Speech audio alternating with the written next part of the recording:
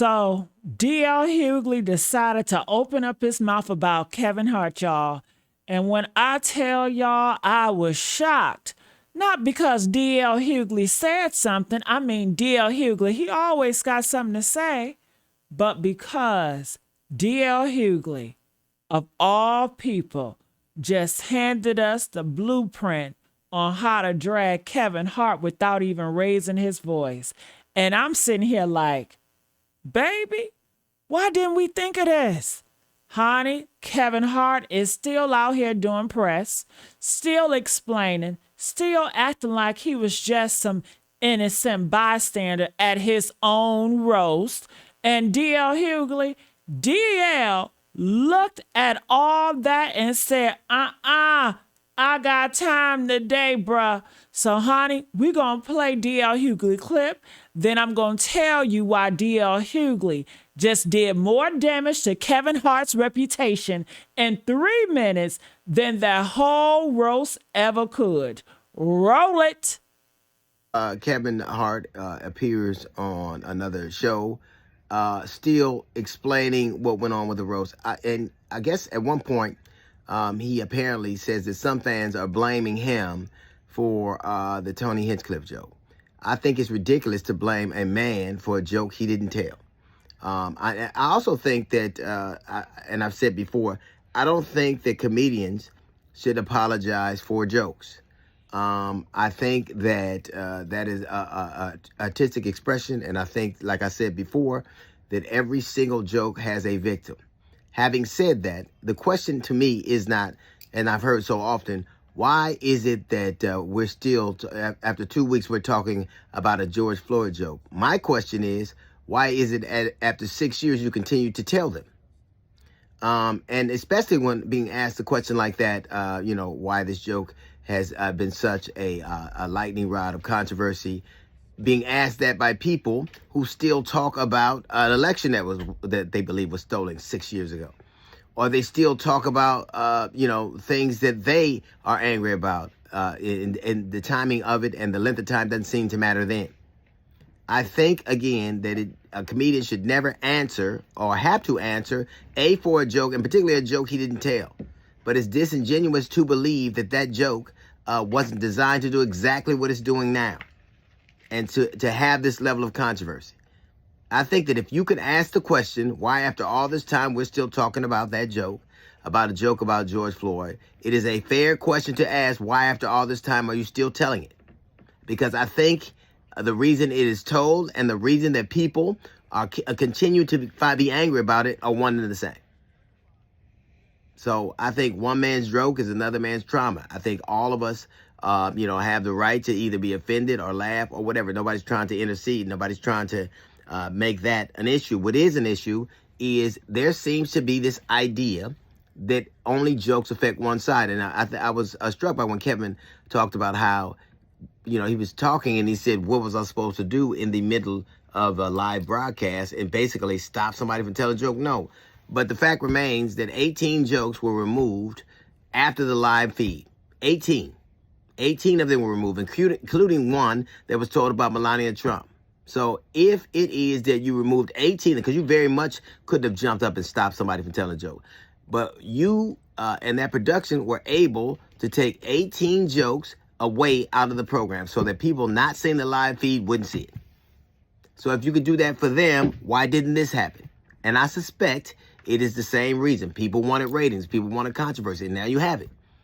But if you're asking why we are talking about it after 2 weeks, we're talking about a George Floyd joke, I just don't understand after 6 years and many roasts why you're still telling. Woo, honey, DL said it. DL said it so calm, so measured, so professional that you almost missed how bad he violated Kevin Hart. Honey, let me break it down for the people in the back who ain't been paying attention. Kevin Hart is out here on every podcast, every talk show, what is this? The 4th interview, the 5th interview he's doing. He's on Instagram still making posts, okay? Still acting like he was just some man sitting in a chair who couldn't control what happened to him. What was I supposed to do, y'all? It was a live broadcast. Stop somebody from telling a joke. Honey, D.L. Hughley at that excuse and said, he looked at that excuse and said, 18. 18 jokes got removed after the live feed. 18, including one about Trump wife, Melania. Yeah, that got removed. So you mean to tell me that your production team could jump up and snatch 18 jokes out the podcast or the broadcast for the tape version, but couldn't find one button for George Floyd joke? Come on now. They're deleting jokes. They should have deleted the jokes about us being monkeys, about our skin color, about Shirley Underwood, her death of her husband, about her being too black, about her being a man. Okay? Hello, somebody. Press 1 if you agree with me. But see, they can remove jokes about the white people, Charlie Kirk and the rest. But when it comes to us, we got to be the punchline. We are their entertainment. They want to talk about us so bad and laugh in our faces. Okay, this is what they like to do. This is entertaining for them. And next thing you know, okay, it's a joke today. Then it's going to be somebody's speech tomorrow. And the kids are going to absorb it and start talking and roasting about, No. You already see where this is going. Okay, we're going to see more movies and TV shows writing in scripts talking about it's just a role. This is how they start, okay? But when I tell you, I have to rewind that part 3 times with D.L. Hughley, y'all. 3 times because D.L. wasn't even being loud. He wasn't even being loud about it. He was just stating facts. And facts hit harder than screaming sometimes. Facts hits like a closed fist, y'all. Kevin Hart wants to believe he was powerless. That's what he wants us to believe. He couldn't do anything. He was powerless. A man who built $200 million empire off of being the little guy who always wins. The man who controls his own production company. The man who decides who gets on stage at his roast. That man want us to believe he couldn't stop a joke about a black man who got murdered in the street. And here's what DL really said without saying it. Kevin, baby, you didn't stop it because you didn't want to stop it. Hello. You didn't stop it because that joke was doing exactly what it was designed to do. It was designed to get people talking. It was designed to get ratings. It was designed to make white folks comfortable while they laughed at our black pain. And you knew that, Kevin Hart. You knew it. Because if you could remove 18 jokes for the white people, for the Trumps, a woman who has never been punched in the face by the police, we're talking about Melania. If you can remove jokes for Melania Trump, and she has never been punched in the face by police, a woman who has never had her neck kneed on for 9 minutes, you could protect her. You could protect a white woman. But you couldn't protect the black woman, you couldn't protect the black man, and you couldn't protect George Floyd?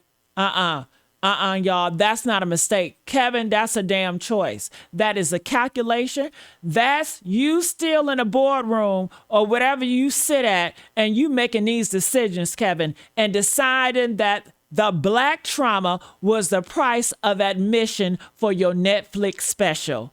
And then, honey, and then you got the nerve, the all-mitted gall to go on TV and act like we're the ones that's being unreasonable for still talking about it after 2 weeks? 2 weeks? 2 weeks? Kevin, we've been talking about George Floyd for 6 years, brother. 6 years. Because his daughter is still grows up without a father. His daughter is still grown up without a father. 6 years because We still got police killing us in these streets. 6 years because that video, that 9-minute video, honey, it is stamped into our memory, okay? Like a brand. And you want us to stop talking about it because it's been 2 weeks since you let somebody, a white man named Tony, make a joke about it on stage, our people? Honey, that's not just tone deaf. That's not just out of touch. That's something else, y'all. That's a man who has been so love for money, okay? Such a yes man in the Netflix deals that he forgot which side of the door he came in on. D.L. Hughley said one man's jokes is another man's trauma. And Kevin Hart decided his ratings were worth more than our trauma. He decided that Melania Trump dignity was worth protecting. He protecting white women, but George Floyd memory was worth exploiting, okay? And the worst part, he still don't get it, honey. He's still out here doing interviews, still playing victim, still asking, what was I supposed to do? Like he ain't the one who signed the paychecks, okay? But we see you. We see you, Kevin. We see you. And D.L. Hughley, D.L., who I don't always agree with, D.L., be on them Fox panels sometimes, making me side-eye my whole television sometimes. DL just showed us that even a broken clock can hand you the sword you need. 18 jokes removed, but not that one. Not that one. Not the one about us. That one gotta stay. Yeah, that one made the cut. That one got your laugh. And that's all we need to know about where you stand, Kevin Hart. Honey, this is the Honey Static Media. I'm Gigi and Kevin Hart. You might want to stop doing these interviews. Every time you open your mouth, brother, somebody else hands us another brick.